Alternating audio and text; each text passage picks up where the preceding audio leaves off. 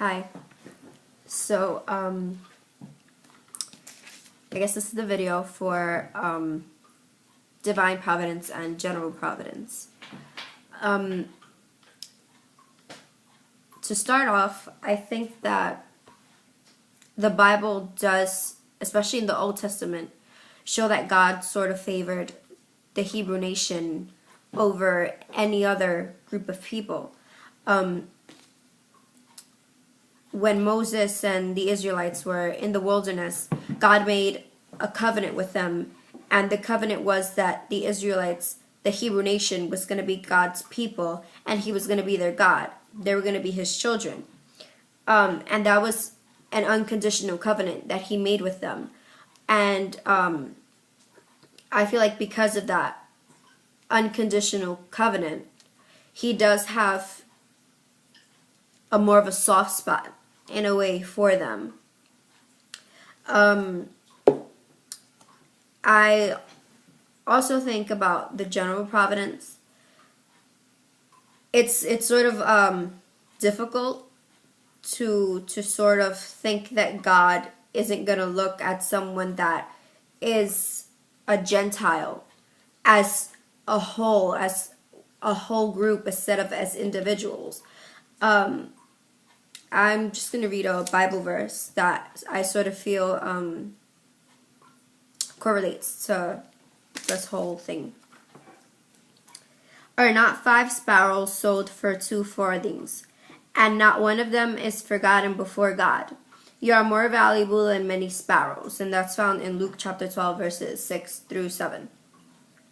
So, I mean, clearly it says here that not one of them is forgotten, which also brings into play, does God really care for animals as a whole, or does He look at them individually? Because it said not one of them is forgotten. That means that each one of them has to be on God's mind.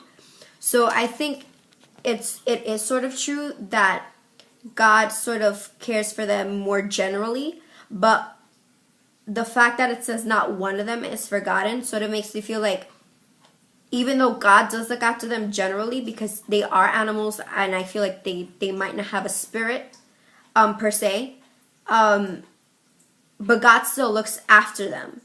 So if God looks after an animal, how much more would He look after us?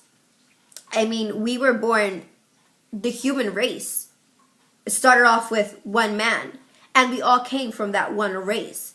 Sure, we weren't called or separated by God, just like the Hebrew nation, but we all come from Adam. We all come from Adam and Eve, which brings it all together.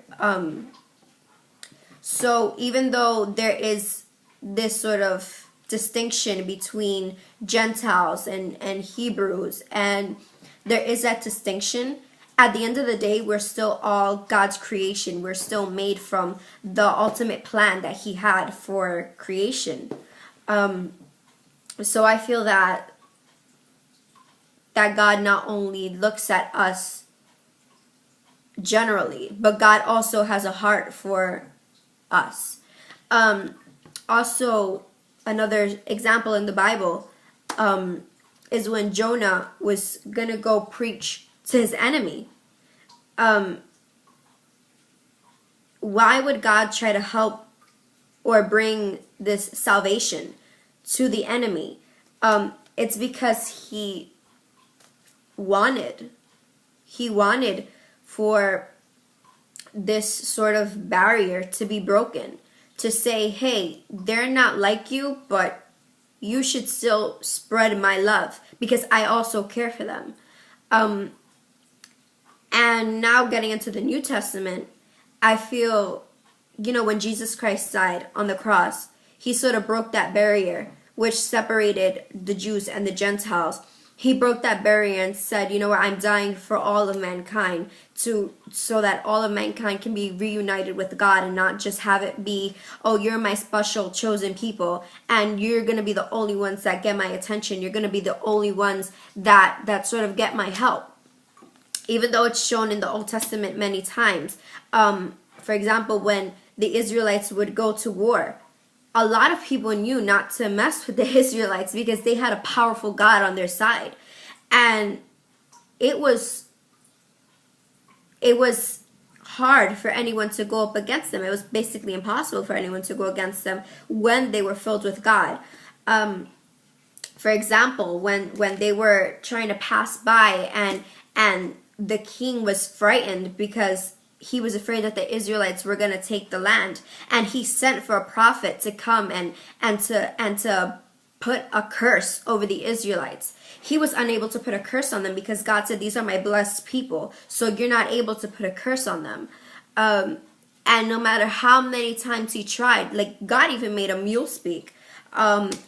He even made a donkey speak.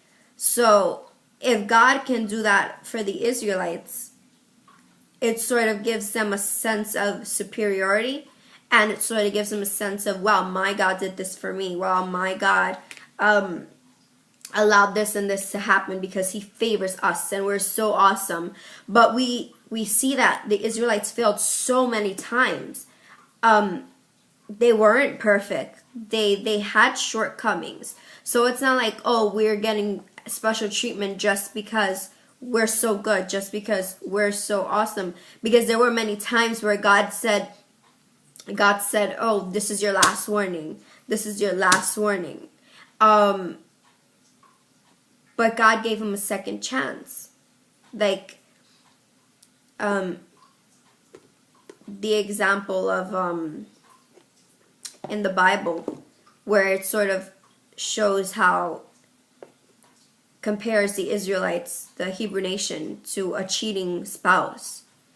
And no matter, even if they cheated, God still took them back.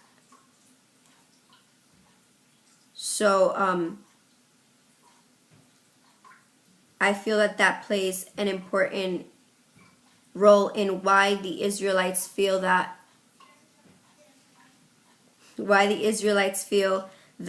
they are superior.